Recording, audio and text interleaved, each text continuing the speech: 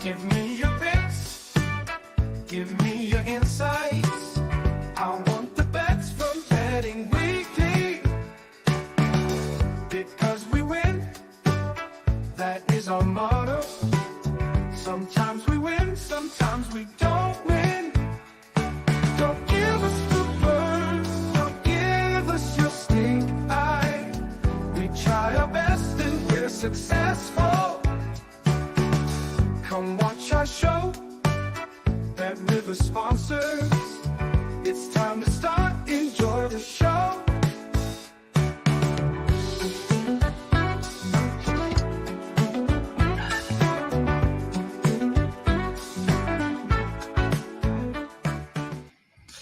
Welcome in everyone to Betting Weekly live on Tuesday the 8th of October. You're with Steve Wyss and I'm delighted to have him back on the show, our WTA Handicapper Rory Jiwani. Good to see you, my man. How's things?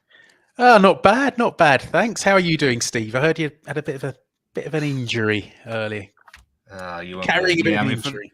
For those who've been following my injury tribulations, then yeah, a setback. Just innocuously walking down to the school half an hour ago and twinged the bad ankle again. So I mean, it's not terrible, but it's not ideal. Yeah, it's just setback after setback with it. I cannot get fully healed, Rory, but that's life, isn't it? Yeah. How's the betting been going? Oh, it's been up and down. To be honest, we had so we're going to be looking a lot at Wuhan, the last WTA 1000 event of the year. We'll be looking at that. We've just come off Beijing. We're at a bit of a bad beat with Paola Badosa. She was a setup in the semi-final against Coco Gauff and then lost the plot a bit. And Gauff hadn't been playing well all tournament. And we did the preview for Wuhan with Nigel on Sunday. And it was actually before Gauff played Karolina Muchova in the final. And Gauff was the underdog, quite a considerable underdog. Muchova had been backed quite a lot. And, Gauff hadn't been playing well. And then in the final, she was brilliant. She won 6-1, 6-3, made it look very easy. Muchova's all-round game is excellent when it's working. But Gauff had all the answers. So Muchova was throwing in the drop shot. Gauff, she's so athletic. She chased it down, no problem. She was just covering the court beautifully. Her serve had been a liability all week. That was working beautifully. The forehand, which is often her weak point, that was working well. So she just completely turned it around in the final and won her second tournament of the year, her first since start of January. So big win for Coco Gauff. And now hard lines for you with your. I mean, I think it was. I watched the show. I think she was something like -700 in play, and I mean, Badosa, that's the sort of. I mean, you're almost counting your money, aren't you, Rory? And that's the case. Really, I mean, I don't know if you're a hedger or not. If people out there are hedging, it depends how you go about it. But those are rough ones. Those are rough ones to take. That's the gambling world, isn't it? That's sports betting for you, I suppose. It is. You've got to pick yourself up. How do you pick yourself up, Rory, after something like that? You just hope your luck turns around, don't you? You just keep going. You're on the right track. I mean, I had a similar experience this morning in Wuhan. Amanda and Anisimova. I can't remember who she was playing now. She was playing Christina Buxer. Surely. Christina Buxer. And I looked at the match last night and I thought, I think I know how this is going to go. Wuhan's a bit quicker than Beijing. It's not been playing that quickly. Or the stats don't bear out that it's been playing quickly. The eye test, it looks quick. Anisimova is one of the bigger hitters on tour. When she's on song, she's up there with sort of Sabalenka in terms of absolutely walloping it and, hitting through opponents.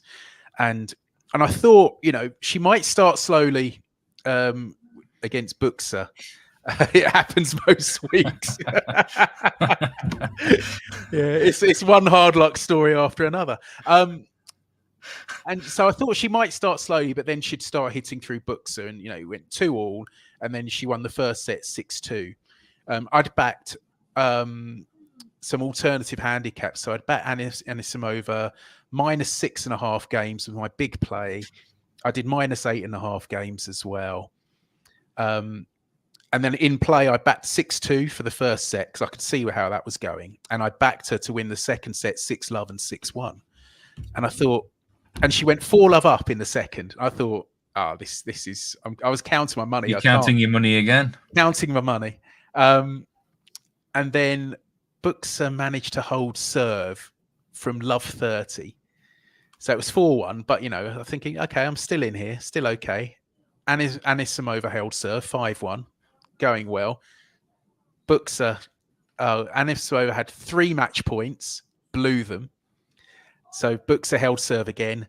And then I had to jump in the shower at this moment in time because I had to go out. I was waiting on the end of this match to jump in the shower. And then I had to jump in the shower. But I was thinking, there's no way I'm losing this. I jump out the shower. It's 5-3.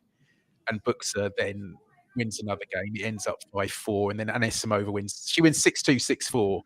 So having thought I'd won pretty much a lot, I didn't even get my -6.5 games on the handicap. That was a real... You are due a good turn, Rory. I am. Luckily, the cat was out of distance. Otherwise, I would have kicked it. We got some bets for WTA Wuhan. Now, I'm got to be honest. The sheer mention of Wuhan gives me the creeps. Actually, this is a place no one had ever heard of until 5 years ago. But you wouldn't be getting me out here. But sorry, Wuhan. I'm not doing my bit for the Wuhan tourist trade here. But for the Wuhan, I mean, these matches are. We've got Frech. No, we're not going to start with that. We're going to start with Sabalenka actually against Siniakova. Is that how do you pronounce that one? It's Siniakova. There's a little type. It's Siniakova, the Czech player. 12:30 Eastern time in the morning. So.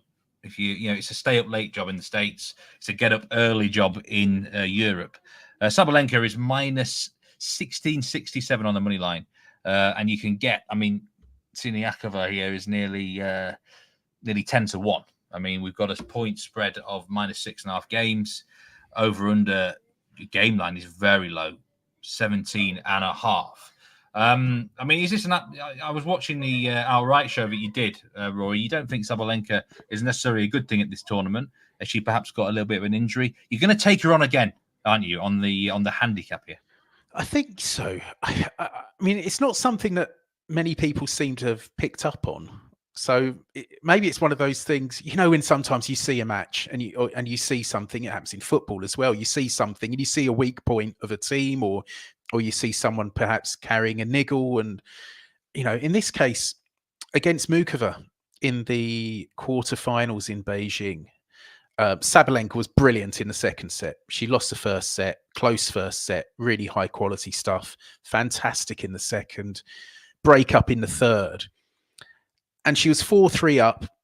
But you saw her sort of rubbing her shoulder a bit and just sort of flexing it a bit.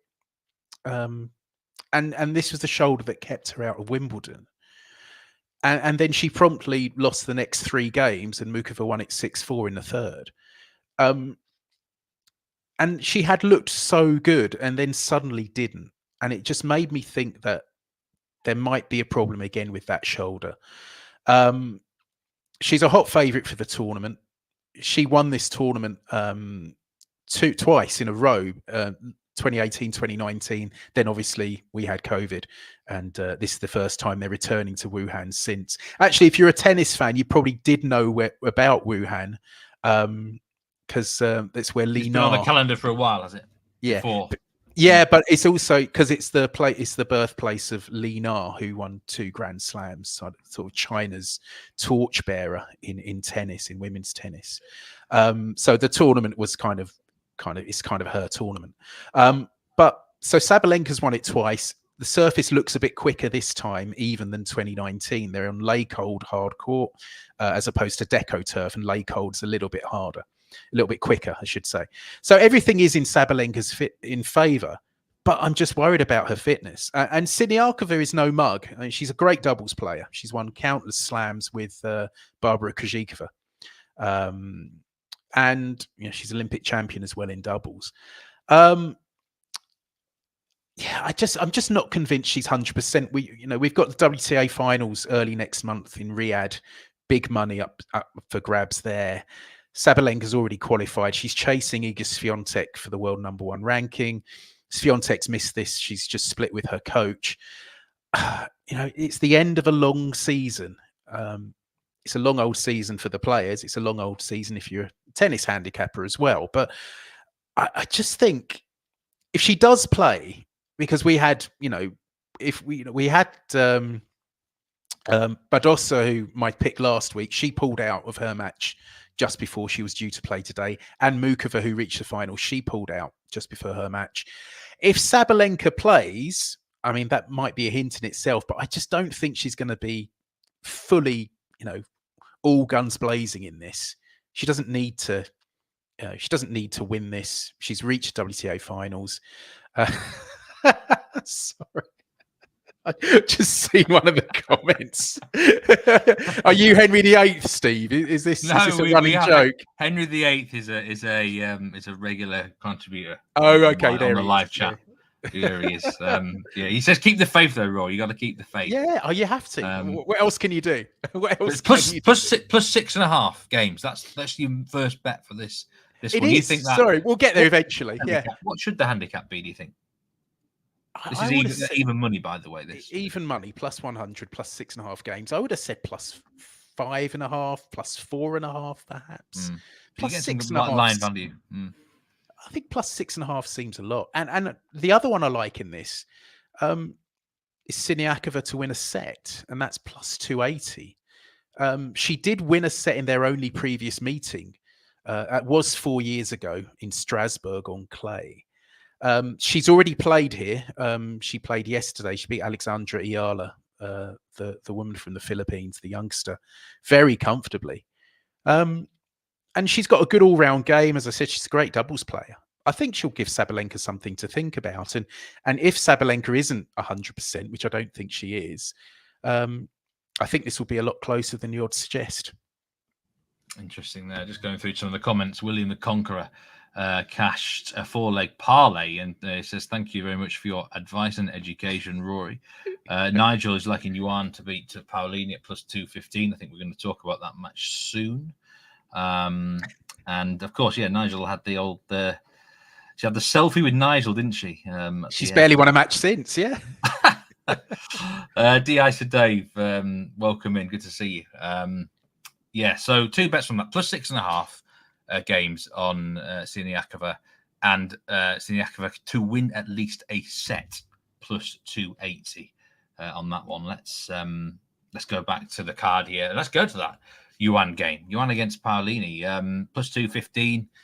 Yuan, it's actually, I'm going to get you the latest price for this game. This match kicks off a little bit later, I think, off the top of my head. Yes, 8:15 a.m. Eastern.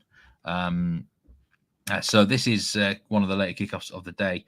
Plus 215 now is Yuan. The point spread is plus 4.5, minus 4.5, and 20.5 games line. So quite a high games line here. What's your bet for the game? Nigel suggesting the dog here. Yuan might be a good thing. Do you agree?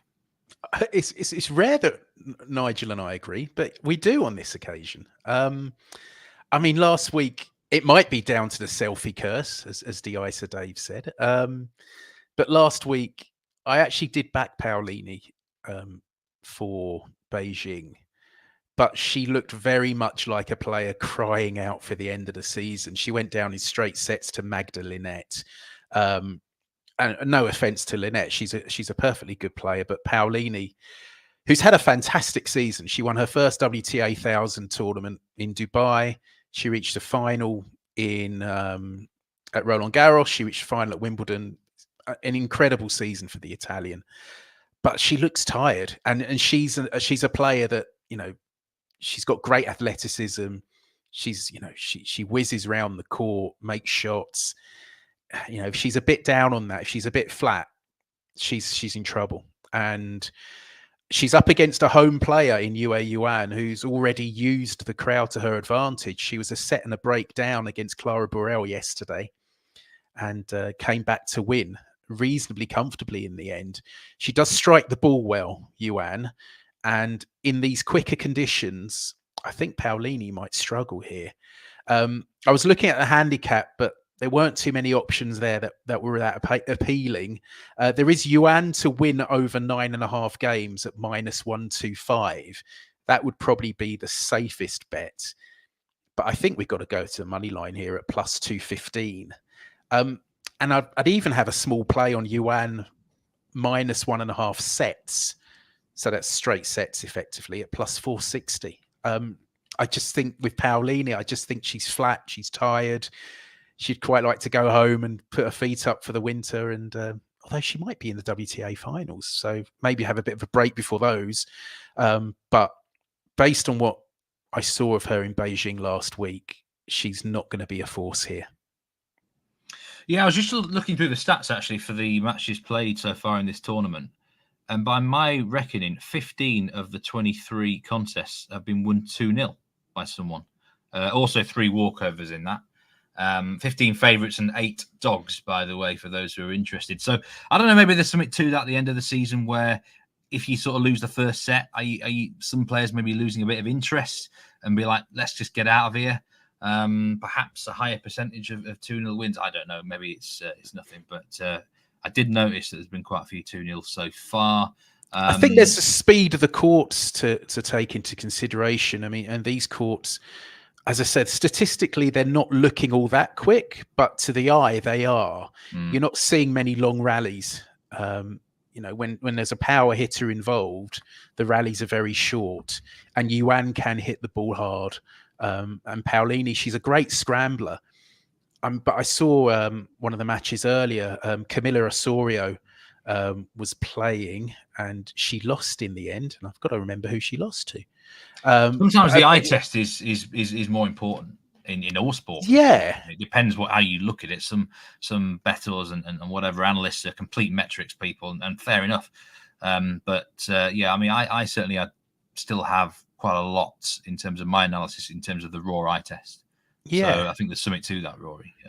So Osorio against Christian. Osorio was, she's a great scrambler, and she was doing well early on. But as soon as Christian started finding her range, she couldn't chase everything down. It was too quick.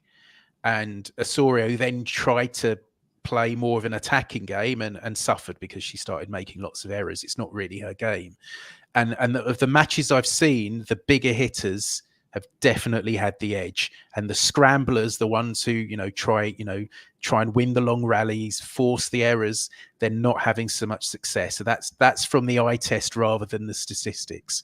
And I think you'll see that as the tournament goes on. Quite often, it's not backed up by the stats until later on, because the power hitters get through and then more power hitters get through. So the main statistic I use is service hold. And so you're looking at the moment, it's around 63%, which is kind of medium pace. But I'm pretty sure as the week goes on, and it's even been going up as the day's been going on, that will be up towards the 65, 66, which is an indication of a quicker court. And then kind of 60 is the sort of slow, medium. Slow is 60. 64 is kind of medium, and then you kind of 60, 67 sort of medium quick, and the 70 is fast. And I think from what I've seen, it looks more kind of sort of the high 60s, sort of 67, 68. So I think the bigger hitters are going to come to the fore, and I think that's one reason why I think Yuan has a great chance. At plus 215 on the money line. Yuan to beat Paolini there. Player Cam says, great show, depressed without normal football. Thursday and Friday this week, we are going to be talking about the Nations League game, South American qualifiers. We've got Dan Roebuck on with James Easton on Thursday, I do believe. D.I. said, Dave, is tennis bet official after one completed set with Bet Rivers? I think so. Don't quote me on this. I think Nigel once told me this. You might know better than me, Roy, but I think Bet Rivers do pay out if there is a retirement. So a lot of books don't, but you might know better. The first set has to be completed, though. All right, we had a classic. It's another bad beat, isn't it? Last year in Hungary. Don't tell me she quit at the end of a tiebreak or something here. She quit during the tiebreak, I think. Oh no! Zhang Shui was the Chinese who won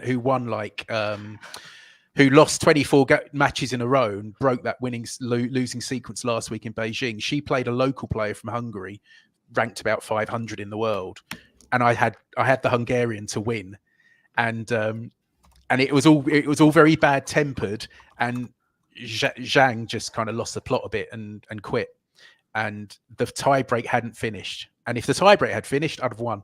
So yeah, we have Nigel proof. and Nigel and Neil Channing on the Betting Weekly Dojo, which I think is going to come out this evening. And of course, Neil's nickname in poker was Bad Beat, but I think this should be your nickname in betting, Rory. Rory Bad Beat Jiwani. It seems as a catalogue of these unfortunate events. But yeah, player does need to play one set, and then if there's a withdrawal, the bet does stand. As always, you've got to check your T and C's, haven't you, with betting. Let's move to Alexandrova against Kalinskaya. You're going to have to help me out with some of these names, Roy. I do struggle with them. Alexandrova, that will do me. She is the slight dog. This looks a real close matchup, actually. We've got a high games line at 21.5. What's your feelings about this game? Yeah, I backed Kalinskaya in Beijing. I backed a few in Beijing, and she was awful. Not to put too fine a point on it, the draw had opened up for her, and she couldn't take advantage. And these two good servers. I'm a little bit surprised Alexandrova is such a big outsider here. I wasn't looking at that market, the sort of match bet market initially, but maybe I should. So Kalinskaya, yeah, she wasn't good last week, but she won her opener yesterday against Anna Bondar. She dropped serve just once. I think it was 6-1, 6-3, I think it finished. Alexandrova, she edged out. It went to 3 sets against Sofia Kenin. She won 6-4 in the third, but she only dropped serve once in the entire match in a long 3-setter. She's a very good server. So there might not be too many breaks of serve here. The last time they met was last year in Tokyo. The first set went to a tie break. Alexandrova won in 3 sets. Kalinskaya said last week she lost a tight opening set to Yulia Starodubtseva and then fell apart in the second. Could see something similar happening here. And both of them are very capable of falling apart in the second if the first doesn't go their way. So I want to concentrate on the first. As I say, the last meeting, the first set went to a tie break. I think that's a possibility here. As I said, I don't think there are going to be too many breaks of serve. And the bet I like here is over 10.5 games for the first set. And that's plus 290. I will have a lean on Alexandrova on the money line at plus 123. As I say, Kalinskaya didn't play well last week at all in Beijing. But I do like that long first set because, as I say, they're both very good servers, quick surface. I think this one could go to a tie break, the first set, but 10.5 games you covered on the 7-5, which often happens when a player's under pressure in that pressure situation. You know, they've got to hold serve to get to the tie break. So you got the 7-5 covered as well. Yeah, over 10.5 games, set 1, plus 290 there, plus 550 for the tiebreak if you fancied going that bit further. That is a 12:30 Eastern kickoff, by the way. Alexandrova against Kalinskaya. We've got one more women's game to talk about, and then you've actually got a men's pick as well to round off the show. This is Navarro, Emma Navarro against Frech. This is a late. This is about 8 o'clock a.m. I think in the morning. One of the late kickoffs. We've got Navarro as a heavy favourite here, but you're going to be going against her, Rory. You don't like the American in this contest. Yeah, she's been in pretty awful form since reaching the semi-finals of the US Open. She lost to Zhang Shui, who I've mentioned a couple of times in Beijing. That was the match that ended Zhang's 24-match losing streak. And because she had an early exit, Navarro went to Hong Kong for the Challenger event. She won a couple of matches, but then lost to Anna Blinkova, who'd been in dismal form herself. Meanwhile, Frech's in the form of her life. She had her first tour triumph, first tour title in Guadalajara last month. And I will say I backed her for that. That was a winning tip. So they're not all bad beats. And she beat Diana Schneider in Beijing. And Schneider's been one of the best players this year. She's won 3 tournaments. And then she actually lost to Zhang as well, the Chinese, as did Navarro. And Frech's already played here. She's very comfortable against Japan's Mai Hontama in her opener. She's in really good form. And Navarro isn't. She had that great run in New York, but just hasn't been the same since. And, we keep saying it, it's a long season. I was a little surprised she went to Hong Kong for that Challenger event. Thought she probably could have done with the break, but she decided she wanted to play some more tennis. Didn't get very far there. So I can definitely see her struggling here. And I think Frech at plus 225 is a big price here. Yeah, this is actually Ignore Me. This is one of the earlier games. This is set for 12:30 in the morning Eastern time. I'm all over the place with these times in Asia. I never get to tell me about it. No matter whatever sport it is, I always struggle. And then I'm converting it to Eastern time and all sorts of things. So anyway, yeah, this is 12:30 a.m. Eastern time, and you like Frech on that money line here to beat Navarro. The men's match, and there's a guy Ergo here. Yeah, we will summarize the bets at the end. And it probably shouldn't be called kickoff, should it? Actually, what do you call start time? What do you say?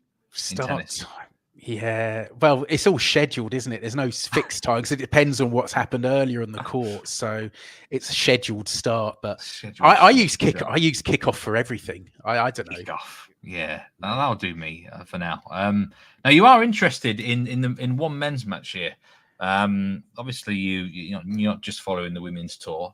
Tommy Paul against Tomas Machac, and we've got Paul is the favourite here, minus 175. And this is another favourite that you're very keen to oppose, isn't it? This is a 2:20 a.m. Eastern time kickoff. It's not real use to man nor beast, is it? That sort of start time.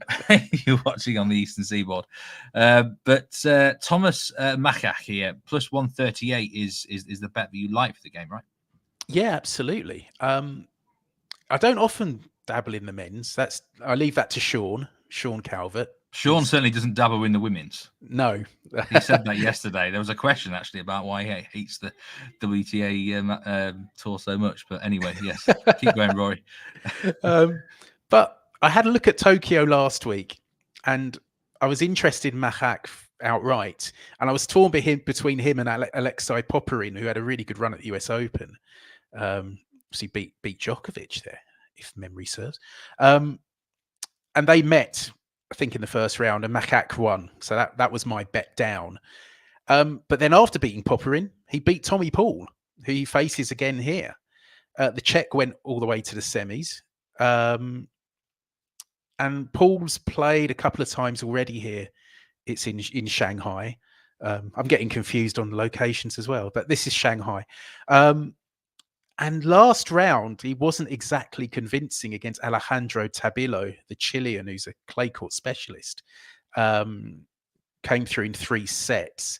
And that was back on Sunday. They've had so much rain in Shanghai, he's had to wait 3 days now to play his next match. Machac was pretty comfortable against Alexander Vukic earlier today.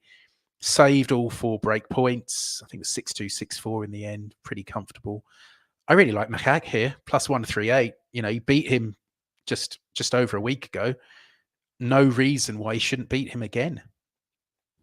Yeah, Machac on the money line there, plus 138. Nigel says he likes a few for the men's tomorrow. Shelton Sinner over 22.5. Mensik plus 2.5. Machac plus 2.5 as well. And Rune on the money line at plus 150. We are going to have the pleasure of Nigel Seeley on the show tomorrow. I'm going to be with him, and we're going to be again focusing on the tennis out there in this Asian swing of the season. But yeah, before we go, let's review all those bets. there's that one on Machac in the men's at +138 on the money line. But we've got, and I've got them written down here, Frech to beat Navarro. We've got Yuan to beat Paolini. And then in that Sabalenka game, you've got 2, haven't you, Rory? Just remind us of those 2 in the Sabalenka game, will you please? Yep, Siniakova +6.5 games at even money, and also Siniakova to win a set at +280. And we've got one more, haven't we? Did I miss one there? What's the other bet? The Alexandrova against Kalinskaya. We've got over 10.5 games. Yes, at +290.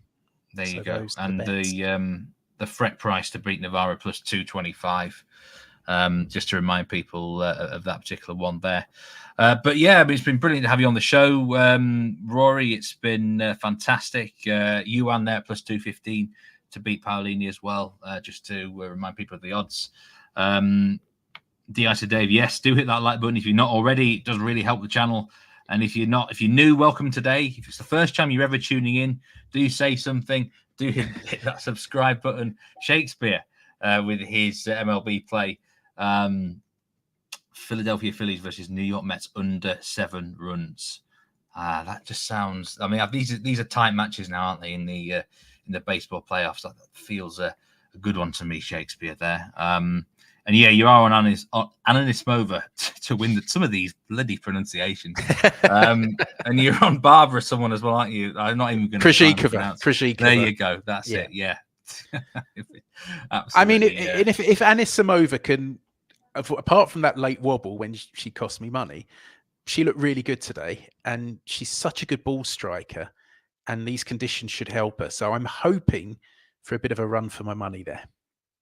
Yeah, let's hope she can get you that money back by going deep into the tournament. But thanks everyone who tuned in, either live or on demand, and leave a comment if you've not already, if you're watching on the replay.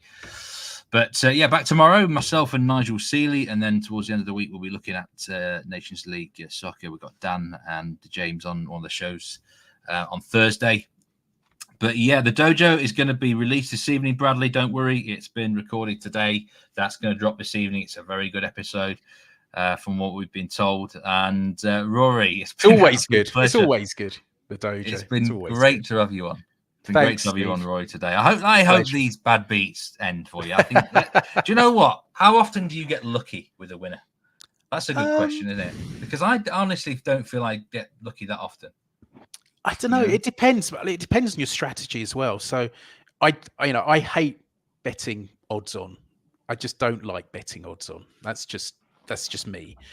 So, when you do play bigger prices, you're going to get more losers. That's just probability. So you've got to have you've got to be quite resilient at times. If you back 10, 16 to 1 shots, there's a very good chance that all of them are going to lose. So, you've got to keep sticking to what you know. And I think especially with outrights, when you're backing at big prices, quite often double figures, all I really want is a run for my money. That's all I'm thinking. If I get to the, this outright is each way. So to win money, I've got to get to the final. But I'm thinking if I get to the quarters of the semis, I'm on the right track, and then the winner will come.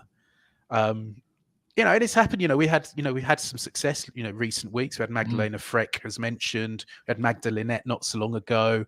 So there have been winners. There have been bad beats. You've got to stay strong. Yeah, absolutely. It's a mental grind. Whereas this newsletter is in the pipeline. Everyone, don't worry. Bringing to you by carrier pigeon, like you said there. Duncan's got a dart snap later on, over 5.5 match 180. Smith versus Anderson. In the World Grand Prix darts. Oh yeah, that's on, isn't it? Yeah. And Noppert to get more 180s than Price. And over, there we go. The darts are coming in. This is, it's a quiet week when the darts tipsters are coming out. Well, that's quite a big tournament though, actually. That double in, double out. Double in, double out. Yeah, it's a good one. Isn't it? Yeah, I watched it last night actually. Some interesting game. But anyway, I've droned on too long. I waffled on too long here. Thank you very much, Rory. Thank you very much, everyone. do stay safe, and good luck whatever you're betting on today, whatever sport. And no football tonight, Paul. It was just the card just wasn't fitting my eye, really, unfortunately. Next soccer talk will be on Thursday. But yeah, gamble responsibly. See you next time. Thanks, Rory, and see you all.